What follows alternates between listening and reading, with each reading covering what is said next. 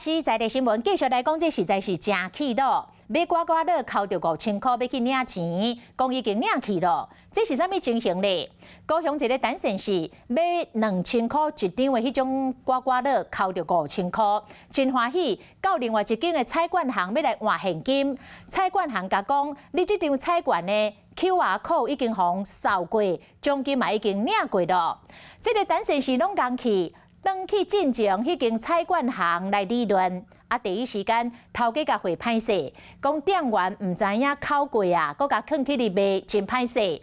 但是事后记者佮去采访的时阵，竟然是甲记者讲，伊着5000块的迄张钱已经摕互伊啊，伊佮想要摕即张去别间来换钱，当然是无法度换。这前后的讲法是反起反倒，而且头家讲一款，人客讲一款，所以台湾彩券开始来调查咯，要查出真相。我扣，上好扣出100万、1000万大奖，不过所有人却因为这刮刮乐面有面结，真无欢喜。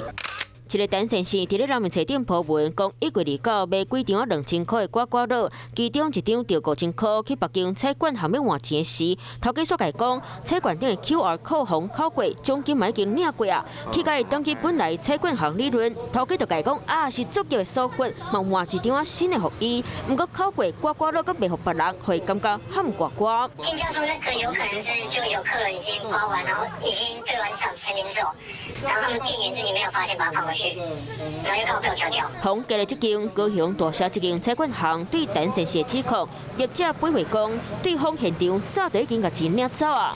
来的那张是中5000块，我们的钱已经拿给他了，他想要去别地方再换，可是没办法换了。一边讲刮刮乐红考过，一边讲是民众买唔对，到底谁讲的才是对？台彩嘛已经来开始做调查，要来厘清事件的头尾。嘛，地区民众买刮刮乐拢爱伫咧现场看详细，看顶面敢有红考过分者，较袂阁发生共款的纠纷。